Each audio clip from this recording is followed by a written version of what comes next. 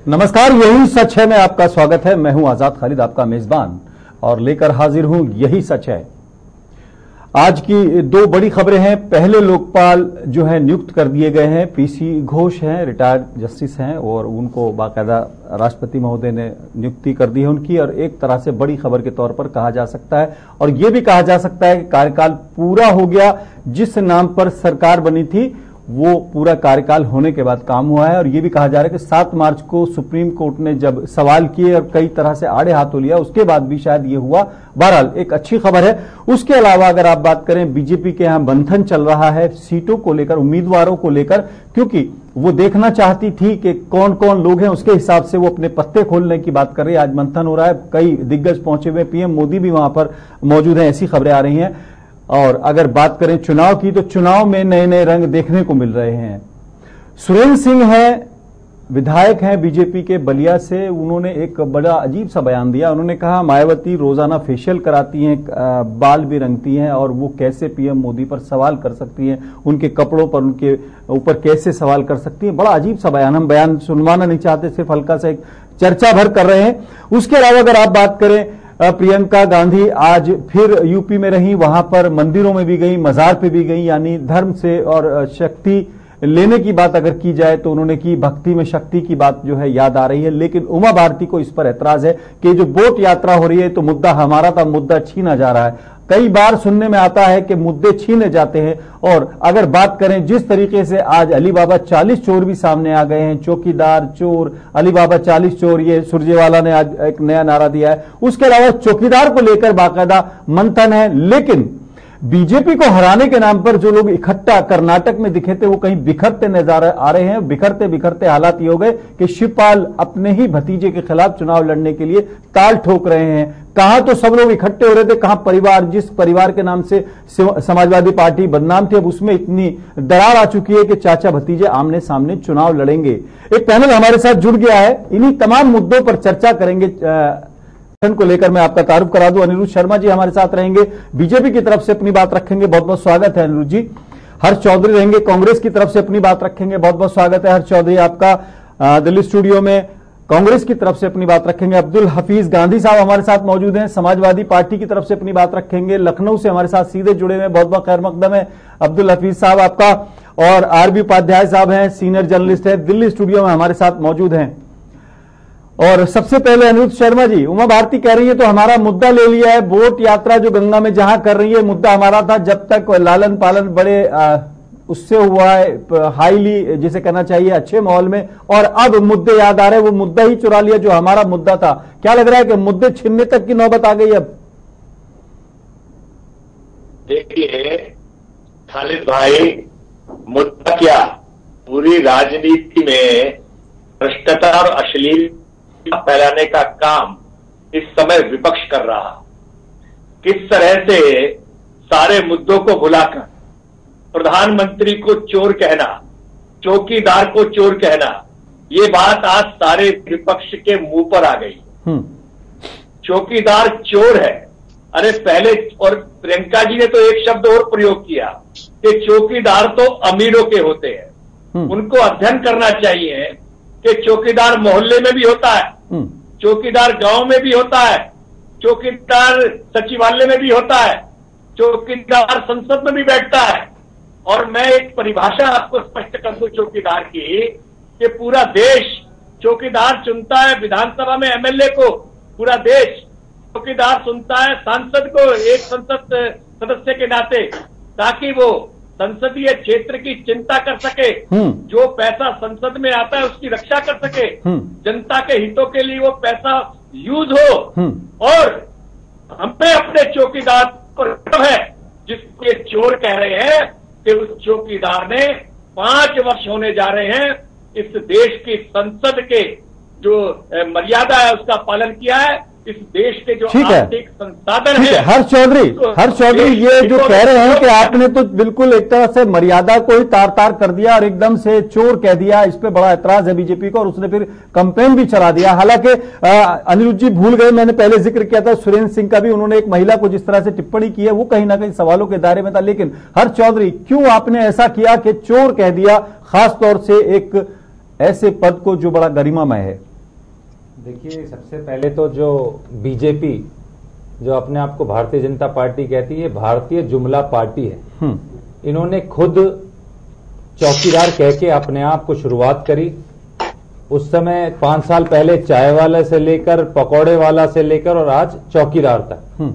अभी ये कह रहे थे कि मुद्दा भटकाने की बात, हम कोई मुद्दा भटकाना नहीं चाह रहे हैं। अभी इनका भी वक्तव्य आपने सुना होगा कि पूरे वक्तव्य में सिर्फ चौकीदार चौकीदार चौकीदार साफ है, चौकीदार चोर नहीं है। इसके अलावा अपनी उपलब्धि कोई नहीं बता सकते। ये इनकी उपलब्धि सिर्फ दो तीन है, जिसमें कि मुख्य रूप से जीएसटी और इन्होंने जो नोटबंदी करी। नोटबंदी से क्या मिला आज तक ये उसकी फिगर तक ये हम लोगों को नहीं दे पाए हैं कि कितना काला धन वहां से आया, कितना जो ये कहते थे कि आतंकवाद कम होगा, उसके बाद कितना आतंकवाद बढ़ा है वो आपके सामने छुपा हुआ नहीं है। उसके बाद ये कहते थे कि अगर नोटबंदी हो गई तो सबके जो काला धन है वो वापस आएगा और सबके बैंकों में 15 लाख रुपए आएंगे। वो कितने लोगों को 15 लाख रुपए मिले ये आप इनसे जरा पूछे कि कितने लोगों को इनको दिए। उसके बाद जो आज एक और नई रिपोर्ट पीछे जो आई, आपने देखा कि भुखमरी में हमारा देश 102 नंबर पे 102, जो हमारा जब हम 2014 में थे तो 50वें रैंक पे थी, आज वो 102 रैंक पे है। तो हम कहीं ना कहीं इस देश में विकास के रूप में पिछड़ते जा रहे हैं। जहां ये विकास की बात करते थे आज वहां विनाश की ओर हम लोग चल पड़े। अब्दुल हफीज साहब, आपने कांग्रेस से अलायंस तो नहीं किया है, लेकिन समान विचारधारा के नाम पर आप कहीं ना कहीं सॉफ्ट कॉर्नर रखते हैं और उस कैंपेन में आप भी शामिल रहे। लेकिन कल आपके यहां से एक ऐतराज आया कि 7 सीटें छोड़ने का भ्रम ना फैलाएं।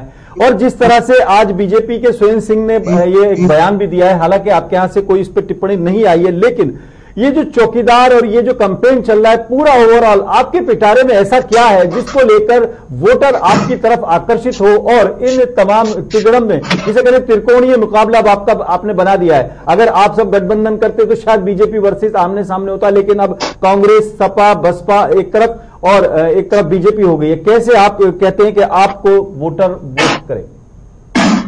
आजाद साहब, जो ये नैरेटिव चौकीदार वाला चल रहा है जी, ये कांग्रेस और भारतीय जनता पार्टी के बीच में है।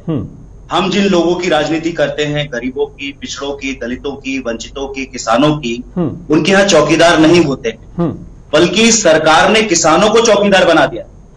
आज आप उत्तर प्रदेश के अंदर देखें तो किसान दिन रात अपने खेतों की सुरक्षा कर रहा है, उसकी फसल बर्बाद हो रही है आवारा पशुओं द्वारा, और उत्तर प्रदेश सरकार के पास इसका कोई सोल्यूशन नहीं है, कोई इसका समाधान नहीं है। नहीं सोल्यूशन है। अभी दरोगाओं को बाकायदा आदेश किए थे कि आप गाय घेरिए, वर्दी के अंदर दरोगा के फोटो नजर आए, कई जगह पे वीडियो हमने भी चलाई है, स्कूलों में गाय भरी गई है। अब देखिए पुलिस का यही काम रह गया है। अगर स्कूलों में गाय होंगी तो बच्चे कहां पर होंगे, पढ़ाई कहां पर होगी, और फिर कानून व्यवस्था का क्या हाल होगा। तो सरकार को पहले तो यह बताना चाहिए कि उनकी प्राथमिकता क्या है। उनकी प्राथमिकता विकास है, सुरक्षा है, उनकी प्राथमिकता अपनी योजनाओं को नीचे तक ले जाना है या किसानों को परेशान करना है। अभी भी इसका समाधान भारतीय जनता पार्टी के पास नहीं है। और जहां तक सवाल रहा चौकीदार का, तो मैं आपको बता दूं कि माननीय मोदी जी अगर अपने आप को चौकीदार कहते हैं तो वो सिर्फ 2 लोगों के चौकीदार हैं, एक अडानी के और एक अंबानी के। हम ये चाहते हैं कि 2019 में जो व्यक्ति प्रधानमंत्री बने वो ऐसा चौकीदार ना हो जिसकी निगरानी में बहुत सारे लोग देश का पैसा लेकर भाग गए। माननीय अखिलेश यादव जी को तो एयरपोर्ट पर रोक दिया जाता है, लेकिन हमारे चौकीदार ऐसे हैं कि विजय माल्या को नहीं रोक पाते। यानी अब्दुल हफीज साहब, आपने एक बहुत डिसेंसी के साथ अगर कहा जाए डिप्लोमेटिकली कांग्रेस से दूरी भी बनाई, लेकिन उसके मुद्दे को भुनाने की भी कोशिश की है। नहीं, देखिए भुनाने की बात नहीं है, लेकिन जो बहस देश में चल रही है मैं उसका जवाब देना चाहता हूं। देखिए आज हमें चौकीदार नहीं चाहिए। आज हमें अगर प्रधानमंत्री के रूप में एक ऐसा व्यक्ति चाहिए जो प्लम्बर हो, उसके अंदर प्लम्बर की खासियत हो, जो जॉब क्रिएट कर सके, जो आज हमारी इकोनॉमी लीक कर रही है उसकी लीकेज को रोक सके। आज हमें एक ऐसे व्यक्ति की जरूरत है जिसके अंदर एक इलेक्ट्रिशियन की खासियत हो, जो आज हमारा ताना बाना, जो आज हमारे सामाजिक जो संरचना है, जो हमारे यहाँ कम्युनल हार्मनी है, उसके जो तार टूट गए हैं उन तारों को दोबारा जोड़ सके, ऐसा इलेक्ट्रिशियन हमें चाहिए, ऐसा प्लम्बर चाहिए। आरबी उपाध्याय साहब, ये कुछ नए नाम निकल कर आ रहे हैं, बल्कि आपने देखा होगा पिछले कुछ दिनों में नाम बदलते रहे। चाय वाला हुआ, फिर कुछ और हुआ, फिर मोदी है तो मुमकिन है, अब नया नाम, अब अब्दुल हफीज गांधी ने 2-3 नाम और दिए, मुद्दे बदलते रहेंगे। लेकिन जनता कौन से मुद्दे पर यह मान के चले कि उसको किसको चुनना है? उसके पास ऑप्शंस तो एक ही होगा, बहुत कम टाइम होगा, ऑप्शन के नाम पे एक बटन दबाना होगा, कैसे इसमें से चूज करे? सभी लोग बहुत अच्छा अपने आप को बता रहे हैं। देखिए, जनता के सामने विडंबना है कि जनता के जो मुद्दे हैं उसकी बात कोई नहीं कर रहा। शिक्षा है, स्वास्थ्य है, रोजगार है। मैं बार बार कहता हूं, भूखा पेट रोटी मांगता है, बीमार दवा मांगता है, बेरोजगार रोजगार मांगता है, उसकी बात तो कोई नहीं कह रहा है। बात हो रही है तो सिर्फ हवा हवाई, कोई चौकीदार की बात कर रहा है, कोई चोर की बात कर रहा है, कोई भ्रष्टाचार की बात कर रहा है, कोई लोग, मतलब कहां से इनसे जनता का क्या भला होना है ये कोई पॉलिटिकल पार्टी डिफाइन नहीं कर रही है। देखिए, मान लीजिए, सपोज करिए अगर सबको किसान की और नौजवान की और उसकी अगर चिंता होती तो अपना अपना रोड मैप बताते कि भाई हम इस तरीके से और ये गरीबी हटा देंगे, ये बेरोजगारी दूर कर देंगे। तो वहां किसी के पास कोई रोड मैप ना होने के कारण वो मुद्दों पे, दूसरे मुद्दों पे चले जाते हैं। और दूसरी पार्टी जो सत्ताधारी दल है वो चाहता है भी इस पिच पे आ जाए तो वो उसी पिच पे बैटिंग और बॉलिंग करना शुरू करके ढेर हो रहे हैं। ये नहीं होना चाहिए। देखिए, विकास की बात सब करते हैं, लेकिन विकास है क्या? उस विकास का कोई पैरामीटर आज तक डिफाइन नहीं हुआ। अनिरुद्ध जी, ये विकास का जो पैरामीटर था आपका, आपने कुछ डिफाइन किया था और आपके एक तरह से जो संकल्प पत्र था उसमें जिक्र भी था, उसको अगर आप बात करें वो कहीं नहीं है। नारे बदलते रहे, रोज नया नारा आता रहा, कभी किसी नाम पर, कभी किसी नाम पर, लेकिन जो आरबी उपाध्याय कह रहे हैं वो जो रोड मैप था उस पर आपने कहीं भी अमल करता हुआ ऐसा नजर नहीं आ रहा, ऐसा आरबी उपाध्याय कह रहे हैं। देखिए, हमारे उपाध्याय बड़े वरिष्ठ हैं, मैं उनका सम्मान करता हूं। खालिद भाई, 18 साल पहले बेनामी संपत्ति का ड्राफ्ट तैयार हुआ था, हमने उस पर कानून बनाया। 70,000 करोड़ का काला धन पकड़ा गया है, 900 से ज्यादा बेनामी संपत्ति जब्त की गई है, 2.5 लाख फ्रॉड कंपनियां बंद कर दी गई हैं, SIT का गठन किया गया है। 2019 से हर भारतीय को स्विस बैंक की जानकारी प्राप्त करने का हक होगा। टैक्स हेवन देश से जो उन पर समझौते कर वहां पर काले धन को रोकने का काम किया गया है। आयुष्मान योजना सारे विश्व की सबसे बड़ी योजना स्वास्थ्य के क्षेत्र में लागू की गई है। स्वास्थ्य के लिए करोड़ों शौचालय बनाए गए हैं, बेरोजगारों के लिए 15 करोड़ मुद्रा लोन बांटे गए हैं, बिजली बांटी गई है सौभाग्य योजना के तहत। ये काम नहीं है क्या? मेरे कांग्रेस के भाई बोल रहे थे, हर्ष चौधरी काम बताए, काम बताए। अरे नीरव मोदी पर वारंट जारी हो चुका है, इन लोगों ने लगाया था, पैसा इन्होंने दिया उसको। माल्या तड़प रहा है, माल्या का भी वारंट जारी हो चुका है। दुबई से हम मिशेल को ले आए हैं अगस्ता लैंड में, आर्थिक भगोड़ा कानून हमने बनाया है। कोयला स्पेक्ट्रम की ऑनलाइन बोली हो रही है, जहां 2G 3G जीजाजी हो रहा था, सब है। और जमानत पर छूटे हुए हैं सोनिया गांधी जी और राहुल गांधी जी। तो ये उम्मीद की जाए 2G 3G और कोल स्कैम में कुछ सामने आएगा? काम किए हमने, कुछ आएगा सामने? इसके लिए काम किए, कुछ सामने आएगा कोल ब्लॉक में या इसमें कुछ सामने आएगा 2G? और जो मेरे समाजवादी वाले बोलते थे, हाँ। अरे सफाई महोत्सव में जिस सहारा को बुलाते थे सुब्रतो राय को, वो करोड़ों का रुपया खा गया, जिसके पैसे से वो समाजवादी कार्यक्रम करते थे, वहां पर नाच नचवाते थे, अंबानी जी को भी बुलाते थे वहां पर, वो भूल गए। हाँ। उनके कार्यक्रम की शोभा बनते थे अंबानी जी। गांधी साहब, तो राय जी सीधा आरोप सफाई पर है, आपकी दुखती भी नस पे हाथ रख रहे हैं। देखिए, आज आप गोरखपुर में देख लीजिए ये लोग क्या कर रहे हैं। गोरखपुर महोत्सव कर रहे हैं, तो पैसा खर्च कर रहे हैं। आप सुन लीजिए, पहले आप सुन लीजिए। इस देश के किसानों की मांग थी कि उनका ऋण माफ होना चाहिए। वो दिल्ली भी गए, बंबई भी गए, उन्होंने गाजियाबाद से लेकर दिल्ली तक मार्च किया और इस सरकार के प्रवक्ताओं ने उनको आतंकवादी तक कहा। इस सरकार ने उनके लोन माफ नहीं किए, बल्कि इस देश के उद्योगपतियों के लोन माफ किए। 2.5 लाख करोड़ रुपए उद्योगपतियों के लोन इस सरकार ने माफ करने का काम किया। ये नीरव मोदी और मेहुल चोकसी का पूरा क्लियरेंस इन्होंने दिया, देश से भगाने का काम किया। डेवोस में जो मीटिंग हुई थी उसमें नीरव मोदी और मेहुल चोकसी प्रधानमंत्री जी से अलग कमरे में मुलाकात करते हैं और उसके बाद वो देश से भाग जाते हैं। ये हर चीज को बताते हैं कि नेहरू जिम्मेदार थे, नेहरू जी ने और इंदिरा जी ने एयरपोर्ट बनवाए, इसलिए नीरव मोदी को भगाने में नेहरू जी और इंदिरा गांधी जी का योगदान है। लेकिन ये लोग 70 साल कब तक करेंगे? ये अपने 5 सालों का हिसाब देंगे कि नहीं देंगे? हाँ। मेहुल चोकसी और नीरव मोदी की 5 साल का हिसाब देना है आपको, अपने 70 साल का ये लोग नहीं देंगे, आप 5 साल का हिसाब दें। 5 साल का हिसाब, मैं 5 साल का हिसाब तो दे रहा हूं। 3.25 करोड़ टैक्स पेयर थे, 8.25 करोड़ हो गए खालिद भाई। तो फिर हर्ष चौधरी आपको क्या शिकायत है? हर्ष चौधरी, आप 70 साल का जो हिसाब दोगे नहीं, 5 साल का हिसाब जो है उसको मानोगे नहीं, कैसे काम चलेगा? देखिए, इन्हें 5 साल का नहीं, इन्हें 11 साल का, क्या वाजपेयी सरकार क्या इनके दौरान की, चलिए वो भी जोड़ लेते हैं, वो भी जोड़ 11 साल का दें ब्यौरा कि क्या इन्होंने किया। अभी ये बहुत उनसे कह रहे थे कि भाई राहुल गांधी साहब जो है उस पर बेल पर है। अरे जो आपके अध्यक्ष हैं वो तो भगोड़े रहे हैं इस देश के, और उसके बाद आज आप यहाँ पर बात करते हैं कि एक दूसरा आदमी के ऊपर आरोप लगाते हैं, यही आपकी गलती है ना, लोगों को भ्रमित करने का। अरे आपके अमित शाह कभी भगोड़े नहीं रहे। देखिए, ये मैं क्लियर कर दूं, आपको मैं क्लियर कर दूं, और ये उन्होंने और उसमें आज भी उसका औकात की भगोड़े हैं वहां पर, कोई हमें उसमें नहीं, उतने ही नहीं सके। उसके बाद ये बात कर रहे हैं कि अभी चौकीदार की ये क्या कैग की रिपोर्ट वहां चोरी हो जाती है, तो चौकीदार कौन था? आज हम लोगों ने प्रधानमंत्री चुनने के लिए इस देश की जनता ने उन्हें प्रधानमंत्री चुना था। मोहिल चोस्की, नीरव मोदी, उसके बाद विजय माल्या, ये सारे वहां से भागते हैं, तो कौन चौकीदार था ये भी आप पूछिए। और चौकीदार, एक ऐसा चौकीदार जो 10 लाख रुपए का सूट पहनता हो, 2.5 लाख रुपए की अपनी घड़ी पहनता हो, 1.5 लाख रुपए का पेन यूज करता हो, ऐसे चौकीदार से ठीक है। ये बहुत एक तरह से बात हो गई, लेकिन हर्ष चौधरी, सवाल ये है कि जो आपके स्पेसिफिक सवाल है वो कहीं भी आपके पास नहीं है। हो सकता है आपकी पार्टी के पास हो, लेकिन नहीं कर पा रहे। आरबी उपाध्याय साहब, सवाल उठाने का मन सबके पास है, लेकिन अपना हिसाब कोई नहीं देना चाह रहा। देखिए, अजीब विडंबना है।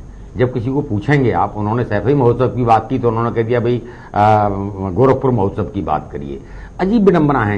देखिए, जब पॉलिटिकल पार्टियां इतनी ईमानदारी का दम भरती हैं, मैं अभी सभी पॉलिटिकल पार्टियों के मित्रों को सुन रहा था, आरटीआई के दायरे में क्यों नहीं आ जाते? इतनी पारदर्शिता चाहते हैं, इतनी ईमानदारी, बड़ी बात कही है, सभी दलों के लिए, तीनों के लिए सवाल है। आप लोग क्यों इतना वो? देखिए, मेरी कमी दूसरे ज्यादा साफ है। एक कह रहा है ये चोर है, दूसरा कह रहा है वो चोर है। और एक चीज और मैं बता दूं, हमारे दर्शक भी समझ लें, जो 2G और 3G और जो कोल स्कैम, ये सब क्या था?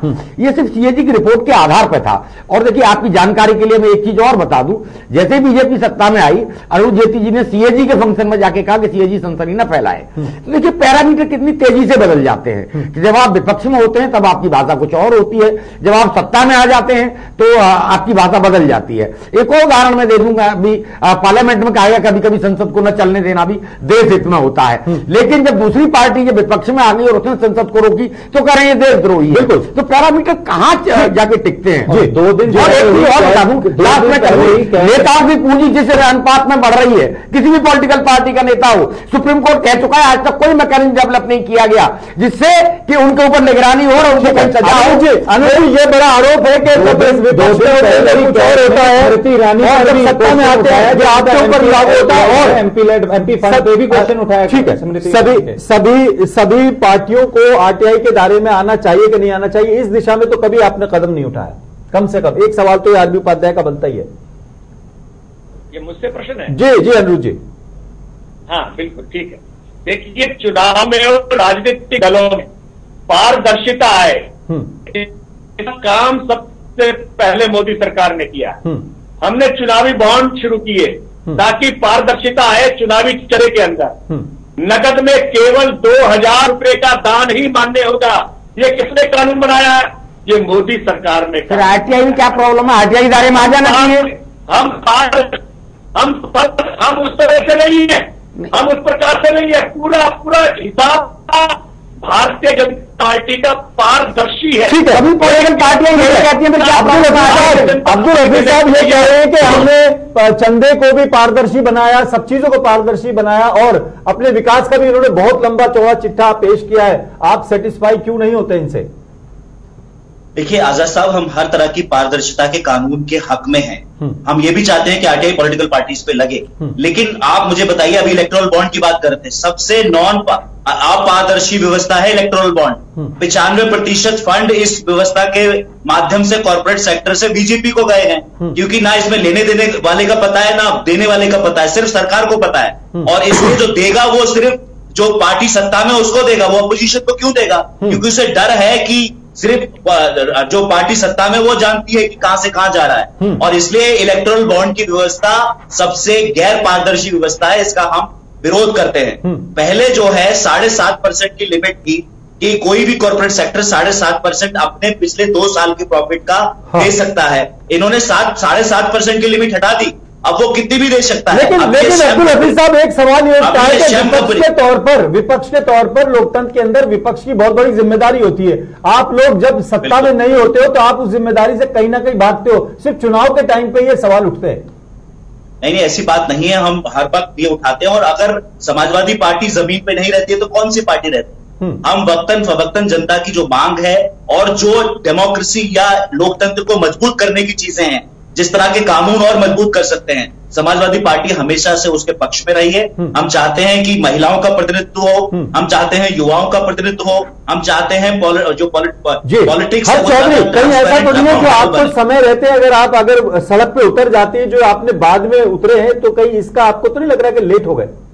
देखिए सर, आपको पता होगा कि पूरे 5 साल कंटिन्यूअसली हम लोग सड़कों से लेके संसद तक हर जगह हमने जनता को जागरूक करने के लिए पहले 2.5-3 साल तो आप ये सोचते रहे कि जनता ने लड़ाई हर जगह लड़ी है और हमेशा लड़ते रहे, चाहे हम सत्ता में रहे हो। आपने देखा होगा कि जब सत्ता में थे तब भी माननीय राहुल गांधी जी ने जो सरकार के कुछ ऐसे फैसले थे उनका भी विरोध किया था, जो उन्हें लगा कि शायद ये जनता के लिए लोगों को लगा कि प्रधानमंत्री के सामने आपने कैबिनेट के फैसले को फाड़ दिया। आज वही मैं कह रहा हूं कि उन्होंने हर चीज वो भी बड़ा अजीब लगा था लोगों को, आप शायद उसी का जिक्र कर रहे हैं। उन्होंने जनता की लड़ाई लड़ी है। हाँ। और आज भी वो लड़ रहे हैं, न केवल सिर्फ गरीबों की बल्कि महिलाओं की भी लड़ाई लड़ रहे हैं, वो किसानों की भी लड़ाई लड़ रहे हैं, वो हर उस वर्ग की लड़ाई। अगर लड़ाई लड़ी जाती है सत्ता और विपक्ष के तौर पर तो क्या बैलेंस बना रहता है? ये इम्बैलेंस की स्थिति लोग कहते हैं, आरोप है, ये बनता? देखिए, ये सब कहने की बातें हैं। कांग्रेस ने भी कहा था गरीबी हटाओ के नारे पर सत्ता मिली थी, लेकिन गरीबी नहीं हटी। आज भी गरीब मौजूद है और गरीबी और बढ़ी है कहीं ना कहीं। आज भुखमरी की बात करते हैं, भुखमरी एक दिन में नहीं होती। किसान आज आत्महत्या कर रहा तो एक दिन में नहीं हुआ। कहीं ना कहीं उसके लिए पहले जो सत्ताधारी दल थे, कांग्रेस या दूसरे दल थे, वो जिम्मेदार हैं उसके लिए।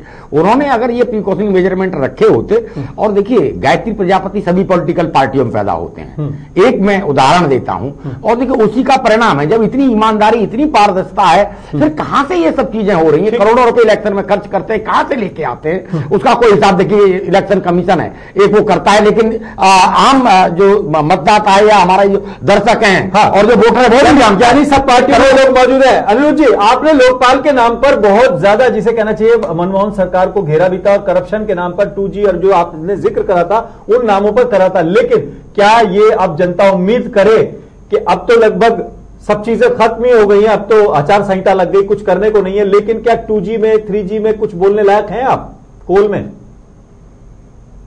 निश्चित रूप से इसकी जांच दोबारा हो रही है।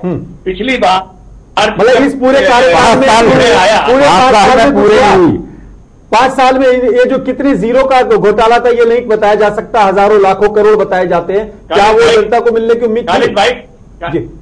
खालिद भाई, जो चार्जशीट दाखिल की गई वो कांग्रेस के काल में दाखिल की गई। इतनी कमजोर क्या कर रहे थे 4 साल से कि जज भी हैरान हो गए। क्या कर रहे थे? जज भी हैरान हो गए। जजों ने दूसरी चार्जशीट आप पढ़िएगा। आपसे पूछे 4 साल आप क्या करते रहे? मैं 4 साल 5 साल आप क्या करते रहे? आप दूसरी चार्जशीट दोबारा बनाई गई है। अरे वकील नहीं जानते थे, जजमेंट में लिखा हुआ है। वो जज परेशान थे, जज तो सड़क पे आगे परेशान हो गए। बहुत गंभीरता से सरकार ने नहीं लिया, वकील तक नहीं जाते थे। अनुज जी कह रहे वकील तक नहीं लगाए, सरकार ने नहीं लिया। हाँ तो इसलिए नहीं जाते थे कि चार्जशीट बड़ी कमजोर थी। कांग्रेस के काल में ये चार्जशीट दाखिल की गई। नहीं तो आपने क्या किया 4 साल में? एडिशनल चार्जशीट दाखिल करते, आप एडिशनल चार्जशीट दाखिल जब होगा तभी तो चार्जशीट फाइल होगी। हाँ तो वो एडिशनल चार्जशीट दाखिल हो रही है और उस पर कार्रवाई होगी। कब होगी? लोकपाल भी आचार संहिता के बाद बनेगा, आरटीआई भी आचार संहिता के बाद आएगी, नीरव मोदी भी आचार संहिता के बाद आएगा। आप ये लोकपाल वाले विषय पर क्यों नहीं किया आपने? लोकपाल विपक्षी नेता खड़गे जी नहीं आते थे के अंदर, तो आप उनके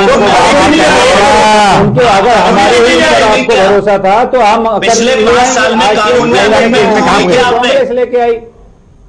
आपको leader of opposition largest party करना। सवाल ये है जनता जो सरकार बनाती है leader of the largest party जो नारे होते हैं वो पूरे नहीं होते, चाहे कोई घोटाला हो चाहे कोई वादा हो, वो वादे पूरे नहीं होते। और अनिरुद्ध जी, सबसे बड़ा सवाल यही है कि जो घोषणा पत्र में जो बातें कही गई थी या जिस नाम पर लोकपाल था या ये इतने बड़े बड़े घोटाले थे, ये सामने नहीं आए। क्या आपको लगता है ये नाकामी के तौर पर देखे जा सकते हैं?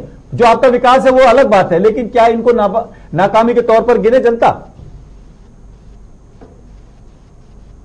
भाई जी पर चुकी है, सोनिया गांधी पर चार्जशीट हो चुकी है, राहुल गांधी पर चार्जशीट हो चुकी है, रॉबर्ट वाड्रा पे चार्जशीट हो चुकी है, चिदम्बरम और उसके कीर्ति जो उसके बेटे उस पर चार्जशीट हो चुकी है। कार्रवाई क्यों नहीं हुई? लालू जी जेल के अंदर है, कार्रवाई हुई है ना? अमित शाह के बेटे जयशाह पर कब होगी? और जो आपने भगाने का काम किया उनका अजीत डोभाल के बेटे पर कब होगी? ढूंढना चाहते, जिनको पूछना चाहते हैं उनका क्या होगा? अजीत डोभाल के बेटे पर कब होगी और अमित शाह के बेटे जयशाह पर चार्जशीट कब होगी? तो पूरा जी अनुज जी मेरी आवाज सुन रहे हैं? क्या चार्जशीट फाइल कर देना ही देश का विकास है? उपाध्याय जी विकास का प्रश्न नहीं है, ये कार्रवाई का प्रश्न है। ठीक है, अब्दुल हफीज गांधी साहब शॉर्ट में आपका कमेंट, आपका रिएक्शन शॉर्ट। देखिए ये सिर्फ इन्होंने सिर्फ करप्शन को मुद्दा बनाया, लेकिन करप्शन से लड़े नहीं। इन्होंने सारी संवैधानिक संस्थाओं को कमजोर किया, सीबीआई के डायरेक्टर को रात में हटा दिया, सुप्रीम कोर्ट ने दोबारा अपॉइंट किया और उन्होंने दोबारा उसको हटा दिया, आरबीआई के गवर्नर को आपने हटा, सेंट्रल स्टैटिस्टिकल कमीशन के चेयरमैन को हटना पड़ा क्योंकि आप उसे धांधेबाजी करने के लिए कह रहे थे। एग्रीकल्चर मिनिस्ट्री की रिपोर्ट आई थी कि एग्रीकल्चर ग्रोथ नहीं हुई है, उस रिपोर्ट को आपने वापस ले लिया।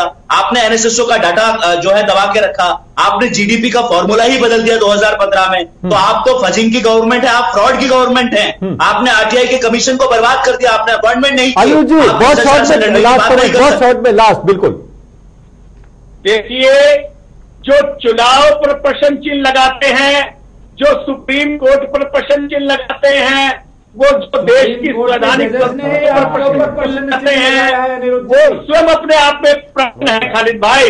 उनके प्रश्नों का उत्तर बहुत बड़े सवाल थे, बहुत बड़ा मुद्दा था, लेकिन समय चूंकि बहुत कम है। सभी मेहमानों का बहुत बहुत शुक्रिया। कोशिश ये होती है कि अपने दर्शकों को हम आगाह कर सकें कि उनके सामने जो उम्मीदवार आएगा वो किस पार्टी से आएगा और किन लोगों के बीच से आएगा। सवाल बहुत थे, आज मैंने भी ज्यादा सवाल खुद ना करके एक दूसरे से सवाल कराए, लेकिन सवाल मेरे पास बहुत थे और चूंकि सिलसिला जारी रहेगा, यही सच है में रोजाना हम आपको आगाह करेंगे कि आखिर में पॉलिटिकल पार्टियों से आपको सवाल क्या करने हैं और नई सरकार आपको किस क्राइटेरिया पर चुननी है। यही सच है और यही सच है में आज फिलहाल इतना ही। अपने मेजबान आजाद खालिद को इजाजत दें।